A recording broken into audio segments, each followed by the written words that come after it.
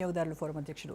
So Gauri Shankar గారు, ఎక్కడైనా ఏ విషయంలోనైనా ఏ పదార్థంలోనైనా కల్తీ అన్న మాట వినబడి కల్తీ జరిగింది అని అన్నప్పుడు మా మైండ్స్లో ఫ్లాష్ అయ్యేటువంటిది ఒకటే వినియోగదారుల ఫోరం, దీంట్లో మనం కంప్లైంట్ చేయాలి, దీంట్లో ఖచ్చితంగా న్యాయం జరుగుతుంది అనేటువంటి ఒక ఐడియా వస్తూ ఉంటుంది.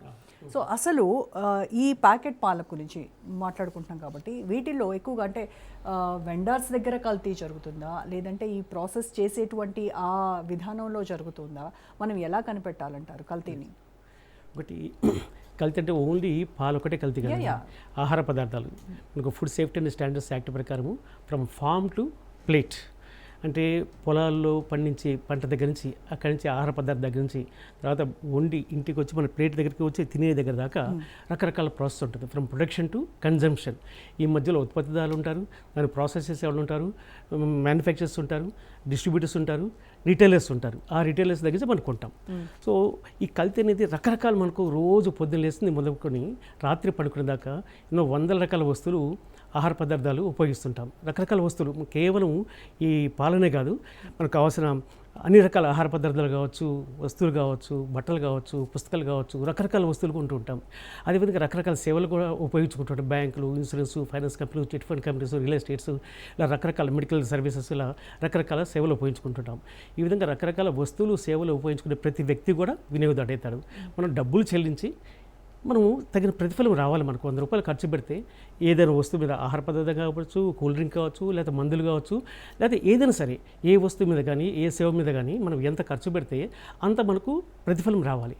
కానీ ఈ తూకాల్లో, కొలతలో మోసాలు కానీ, కల్తీలు కానీ, నకిలీ వస్తువులు కానీ, నాణ్యత లేని వస్తువులు కానీ, మిస్బ్రాండెడ్, మిస్లీడింగ్ అడ్వర్టైజ్మెంట్స్, ఇలా రకరకాల సబ్స్టాండర్డ్ ప్రోడక్ట్స్ కానీ, షార్ట్ పేమెంట్స్ కానీ, తర్వాత మిస్లీడింగ్ అడ్వర్టైజ్మెంట్స్ కానీ, అలా సేవల లోపాలు, పేమెంట్స్ తక్కువ, తూకాలు తక్కువ, ఇలా రకరకాల పద్ధతులు అవలంబించి ఈ వ్యాపారస్తులు, అంటే అందరూ కాదు, కొందరు అన్స్క్రూపులస్ ట్రేడర్స్ కానీ, మ్యానుఫ్యాక్చరర్స్ కానీ, సర్వీసెస్ అందజేసే వాళ్ళు కానీ, ఈ సంస్థ లాభాలు ఎక్కువ రావాలనే ఉద్దేశంతో రకరకాల పద్ధతులను అవలంబిస్తున్నాండి.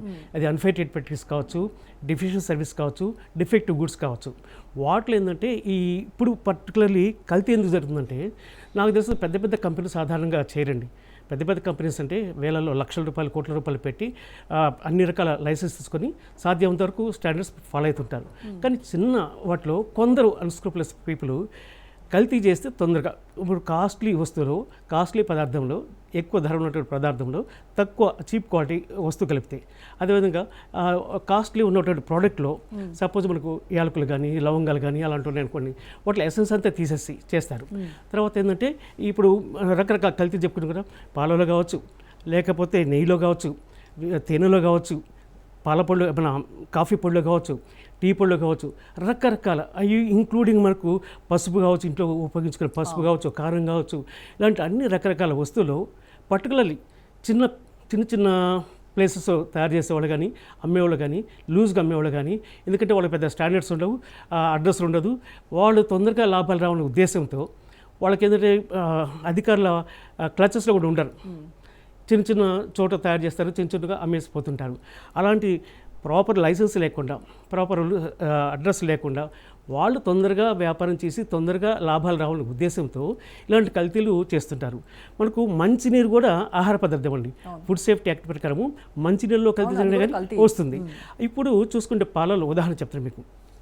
పాలలో కేవలం వీళ్ళే కాదు, మనకు పాలు ఎక్కువ రావాలనే ఉద్దేశంతో ఈ పాల పరిశ్రమ చేసే అంటారు, గేదెలు కానీ, బర్రెలు కానీ పెంచుతుంటారు, ఆవులు కానీ పెంచుతుంటారు. పాలు ఎక్కువ రావాలని చెప్పేసి వాళ్ళు ఏం చేస్తారు, ఆక్సిటోసిన్ ఇంజెక్షన్ ఇస్తారు పాలు ఎక్కువ వస్తున్న ఉద్దేశంతో. వాళ్ళకి తెలుసు ఇది హానికరమని తెలుసు. ఆక్సిటోసిన్ ఇంజెక్షన్ ఇస్తే గేదె కానీ, బర్రె కానీ ఎక్కువ పాలిస్తుంది. కానీ ఇది దాంట్లో హార్మోన్స్ చాలా ప్రాబ్లమ్స్ ఉంటాయి, పిల్లలకి చాలా హార్మోన్స్ ఎఫెక్ట్ అవుతాయి. అక్కడి నుంచి బిగిన్ చేసుకుంటాయి. ఈ ఇళ్ళ బట్టి వచ్చేవాళ్ళు కూడా ఎక్కువ స్టాండర్డ్స్ మెయింటైన్ చేయరు, మనం చూడము, మనకు తెలియదు. ప్రతి ఒక్కళ్ళు కూడా ప్రతి పాలని టెస్ట్ చేసుకోవడం కష్టమవుతుంది. సో అలాంటి ప్లేసుల్లో మెయిన్ వాళ్ళకి అవేర్నెస్ రావాలండి. ఎక్కువ ఎన్ఫోర్స్మెంట్ కూడా ఉండాలి. ఒకటి అమ్మే వాళ్ళకు కూడా సెల్ఫ్ రిస్ట్రెయింట్ ఉండాలి, చట్టం అనేది భయం ఉండాలి. అదేవిధంగా మనం ప్రజలతో ఆ ప్రాణాలతో డీల్ చేస్తున్నామనే ఉద్దేశంతో ఆ విధంగా లాభం కొంత ఉండాలి. అది ప్రతి ఒక్క వ్యక్తికి ఉండాలి. సెకండ్, వినియోగదారులు కూడా చైతన్యం ఉండాలండి. వినియోగదారులు కొనేటప్పుడు, పాల్గొనేటప్పుడు బజార్లో కంటే ఇక్కడ ఎవరంటే వాళ్ళు తీసుకొచ్చి అమ్మితే అది సరిగా ఉండవచ్చు, ఉండకపోవచ్చు. అలాంటప్పుడు డైరీ డెవలప్మెంట్ వాళ్ళ దగ్గర తీసుకోవచ్చు కదండి. అలాగే మనం ఏమైనా వస్తువులు కొంటాం లూజ్గా కొనేటప్పుడు దానికి స్టాండర్డ్స్ కష్టమవుతుంది. అదే ప్యాక్డ్ కమాడిటీస్ తీసుకున్నప్పుడు ఏదైనా ప్యాక్లో అమ్మేసి సీల్ చేసి దానికి అడ్రస్ ఉంటుంది, మ్యానుఫ్యాక్చర్ అడ్రస్ ఉంటుంది, ధర ఉంటుంది, డేట్ ఆఫ్ మ్యానుఫ్యాక్చర్ ఉంటుంది, ఎక్స్పైర్ ఉంటుంది, దానికైనా సైడ్ ఎఫెక్ట్స్ అని సపోజ్ మందులు అంటే సైడ్ ఎఫెక్ట్స్ ఉంటే ఏమి చేయాలి ఉంటుంది. ఇలా రకాల అన్ని దాదాపు నాకు ఈ standards of weights and measures act ప్రకారం 7-8 డిక్లరేషన్స్ ఉంటాయి. అవన్నీ ఇస్తారు. ఎక్కడైనా ఏదైనా తప్పు జరిగితే ఇమీడియట్గా మనం కంప్లైంట్ చేస్తానికి అవకాశం ఉంటుంది. సో ఈ ఫస్ట్ ఆఫ్ ఆల్ అదేవిధంగా మనం స్వీట్స్ రకరకాలు కొంటాం, బండి మీద కొంటుంటాం, బండి మీద రకరకాల ఫ్రూట్స్ కొంటుంటాం. మనం చూస్తున్నాం యాపిల్ చూస్తే దానికి మైనం ఉంటుంది, అదే బ్లూబెర్రీ అంటే మనం నేరేడుకాయలు చూడండి, నూనె చేసేసి కలిపేసి చూస్తారు, నిగనిగలాడుతుంది, మనం కడిగినా కానీ పోదు అది. సో అలాంటివి మనం కొనేటప్పుడే తీసుకోవాలి, జాగ్రత్త తీసుకోవాలి. తర్వాత కొన్ని మనకు తెలియదు, మనకి ఇళ్ళకి వచ్చే కూరగాయలు ఉంటాయి, ఆకుకూరలు ఉంటాయి, కూరలు ఉంటాయి, వాటిలో కూడా కలుస్తాయి. ఏమైనా మనం ఒకటి అవేర్నెస్ ఒకటి ఉండాలి కన్జ్యూమర్కి, ప్రివెన్షన్ కూడా తీసుకోవాలి. ఇది మనం కడుక్కోవడం కానీ కాదు అవి తీసుకొని ఫస్ట్ ఆఫ్ ఆల్ ఏంటంటే ఇప్పుడు మన ఆహారం కొన్నాం, కూరగాయలు కొన్నాం, ఫ్రూట్స్ కొన్నాం, అవి కడుక్కోవడం కానీ వేడిలో కడుక్కోవడం కానీ లేకపోతే ఉప్పు నీళ్ళు కడగడం కానీ అలా తీసుకోవాలి. అదేవిధంగా స్టోరేజ్ కూడా మనం కూడా స్టోరేజ్ సరిగ్గా చేసుకోవాలి. అది తర్వాత లూజ్ ప్యాకెట్స్ లూజ్ వాటిలో కొనకూడదు. ఇంకొకటి ఏంటంటే ఇంపార్టెంట్, మనకు కొనేటప్పుడు కూడా అన్ని రకరకాల వస్తువులు అగ్మార్క్ ఉంటుందండి. తేనె కానీ, ఆట కానీ, ఈ కారం కానీ, లేకపోతే పసుపు కానీ, ఇవన్నీ కూడా అగ్మార్క్ వాళ్ళు ముద్ర ఉంటాయి. అగ్మార్క్ వస్తువు కొంటే కల్తీ ఉండదు, అది గ్యారంటీ. అదేవిధంగా మనకు ఐఎస్ఏ మార్క్ ఉంటుంది, కొన్ని రకాల పదార్థాలకి ఐఎస్ఏ మార్క్ ఉంటుంది, that is guarantee for standards. అదేవిధంగా ఇప్పుడు మన పసుపు ఇలాంటి ఉన్నాయి కదండి, కల్తీలు అన్ని చోట్ల జరుగుతూనే ఉన్నాయి. మనం ప్రతి పదార్థం కూడా కల్తీనే మాట్లాడుకుంటాం సార్. ఇప్పుడు కల్తీ అని నాకు తెలిసింది, నేను వాళ్ళపైన యాక్షన్ తీసుకోవాలి, నేను వినియోగదారుల ఫోరంను ఆశ్రయించాను, నాకు ఎంత కాలంలో న్యాయం జరుగుతుంది, అసలు ఏ సెక్షన్ ప్రకారం వాళ్ళపైన మీరు చర్యలు తీసుకుంటారు? ఒకటి ఏంటంటే ఫస్ట్ ఆఫ్ ఆల్ ప్రివెన్షన్, తర్వాత మీకు జరిగిన అన్యాయానికి కల్తీ జరిగి అని తెలిసి దానివల్ల మనకు నష్టపోతే 2 రకాలు. ఒకటేంది ప్యూనిటివ్ యాక్షన్, వాళ్ళకి పనిష్మెంట్ జరగడం ఒకటి, రెండోది మనకు నష్టపరిహారం రావాలి. ఇప్పుడు పనిష్మెంట్ చేయడం, ఇప్పుడు మనకు కల్తీ అని తెలిసింది అనుకోండి, ఫుడ్ సేఫ్టీ అధికారులు వచ్చి శాంపుల్ తీసుకుంటారు, ఆ పర్టికులర్ శాంపుల్ మనం ఏది కొన్నామో అది కంప్లైంట్ చేస్తే టెస్ట్ చేస్తారు. అది మిస్బ్రాండెడ్ చూడండి, దీంట్లో సీరియస్ అఫెన్స్, హజార్డియస్, ఆరోగ్యానికి హానికరము అని అనుకుంటే అలాంటి వాటికి ఇంప్రిజ్మెంట్ ఉంటుంది ఈ ఎఫ్ఎస్ఎస్ఏ యాక్ట్ ప్రకారం.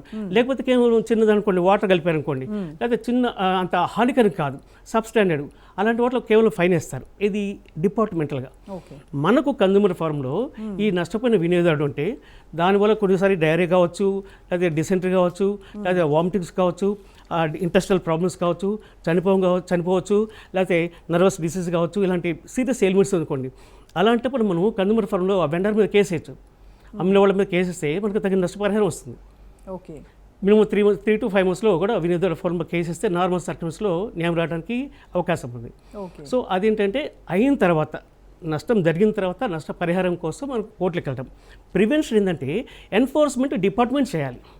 Prevention is better than cure. ప్రతి ఒక్క వ్యక్తి కూడా నష్టపోయిన తర్వాత కోర్టు పోదు, నష్టం జరగకుండా అసలు ప్రివెంటివ్ స్టెప్స్ ఎన్ఫోర్స్మెంట్ డిపార్ట్మెంట్ తీసుకోవాలి. ఎన్ఫోర్స్మెంట్ అంటే వీళ్ళు FSSI, food standards safety authorities, వీళ్ళు తీసుకోవాలి. సో ప్రాపర్గా ప్రతి ఒక్కరికి లైసెన్స్ ఇవ్వటం, అది ఎన్ఫోర్స్ చేయటం, తర్వాత ఎక్కడ పీరియడికల్గా శాంపుల్స్ చేయటం, ఆ తర్వాత దాన్ని కూడా వాళ్ళు కూడా ఇట్లాంటి ప్రెస్ కానీ టీవీ కానీ ఎక్కడైతే ఇంపార్టెంట్ జరుగుతుంది ప్రజలకు తెలియపరచడం. అదేవిధంగా అవేర్నెస్ ప్రోగ్రామ్స్ కూడా వాళ్ళు కూడా చేయాలి. ఓకే, అవేర్నెస్ ప్రోగ్రామ్స్ చేయాలి. అదేవిధంగా నేరం చేసిన వాళ్ళని, కల్తీలు చేసిన వాళ్ళని సీరియస్ యాక్షన్ తీసుకోవాలి. ఓకే, సో అప్పుడు వాళ్ళకి ఫస్ట్ ఆ కల్తీలు చేసే భయం ఉంటుంది, అదేవిధంగా వినియోగదారుడు కూడా జాగ్రత్త పడతాడు, ఇంకా ఫ్యూచర్లో జరగడానికి ఇలాంటి జరగకుండా ఉండడానికి అవకాశం ఉంటుంది. ఓకే, మీరు చెప్తున్నారు చిన్న వ్యాపారాలు ఎక్కువగా కల్తీ చేసేటువంటి అవకాశం ఉంటుంది, పెద్ద పెద్ద బ్రాండ్స్ అయితే మనం చూస్తా ఇక్కడ హోటల్స్ చాలా చిన్న హోటల్స్ చూస్తున్నాం, మెజార్టీ అవే జరుగుతుంది. అదేవిధంగా మనకు ఇది బోన్ ఆయిల్ కళ్ళ ముందే చేస్తూ ఉంటారు కదా సార్, మనకి కనబడుతుంది, పెద్ద పెద్ద రెస్టారెంట్స్ లో కూడా మనకి కనపడదు కాబట్టి అది చాలా అక్కడి నుంచి బిగిన్ చేసుకుంటే చిన్న హోటల్స్ కానీ, లేకపోతే మన రోడ్ సైడ్ వెండర్స్ ఉంటారు, బజ్జీలు కానీ, మిర్చి బజ్జీలు కానీ, లేకపోతే రకరకాలు చేస్తుంటారు, అవి కానీ పానీపూరి కానీ, వాళ్ళకి హైజీన్ సరిగ్గా మెయింటైన్ చేయరు, పాజిబిలిటీ ఉంటుంది. ఆయిల్ యూజ్ చేసిన ఆయిల్ మళ్ళీ యూజ్ చేస్తుంటారు. అంటే ఇప్పుడు ఎక్కువ అలాంటి సమ్ టైమ్స్ క్యాన్సర్ రావచ్చు, ఐ డిసీజ్ రావచ్చు, లివర్ డిసీజ్ రావచ్చు, లివర్ ఎఫెక్ట్ కావచ్చు, కిడ్నీ సఫర్ కావచ్చు, ఇవన్నీ కూడా ఉంటాయి. కాబట్టి చిన్న వాళ్ళని వదలకూడదు, చిన్నవాళ్ళని చెప్పేసి వదలకూడదు, ఎందుకంటే మెజారిటీ వాళ్ళ వల్లనే సఫర్ అవుతుంటాం. బట్ పెద్ద కంపెనీస్ కూడా కంపల్సరీగా లైసెన్స్ తీసుకోవాలి. అది కోటల్లో పెట్టుబడి పెడతారు and they are always amenable for inspection. Yeah so సాధ్యమంత వరకు మనకు చూసే వాటిలో ఇవన్నీ కూడా ఎక్కువ మీరు వీళ్ళ డిపార్ట్మెంట్ టెస్ట్ చేసినా కానీ వచ్చిన కంప్లైంట్స్ కూడా మెజారిటీ చిన్న చిన్న వాటిలో ఎక్కువ వస్తున్నాయి. చిన్న చిన్న వాటిలో వస్తాయి, చర్యలు తీసుకోవడానికి మీకు కూడా ఈజీగా ఉంటుంది. కానీ పెద్ద పెద్ద బ్రాండ్స్ లో అవి కూడా there are liable, there are equal liable తక్కువ ఉంటుంది. జరిగినవి ఉన్నాయి, కానీ అప్పుడు ఈ పొలిటికల్ ప్రెషర్స్ కూడా ఉంటాయి పెద్ద వ్యాపారులు కాబట్టి. అది అంటానికి లేదండి, పొలిటికల్ ప్రెషర్స్ అంటే ప్రతి దాంట్లో ఎక్కడైనా ఉండొచ్చు. బట్ చట్టం where must go according to law. ప్రతి ఒక్కరికి ఒకటే చట్టం ఉంటుంది, అది వేరే ఇష్యూ అవుతుంది.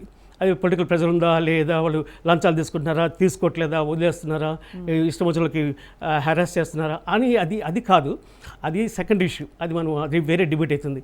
సో చట్టం ఏం చెప్తుంది, ప్రివెన్షన్ ఏం చేయాలి, అరికట్టడానికి ముందు ప్రివెంటివ్ స్టెప్స్, కన్జ్యూమర్ అవేర్నెస్, నష్టం జరిగిన తర్వాత ఏం చేయాలి.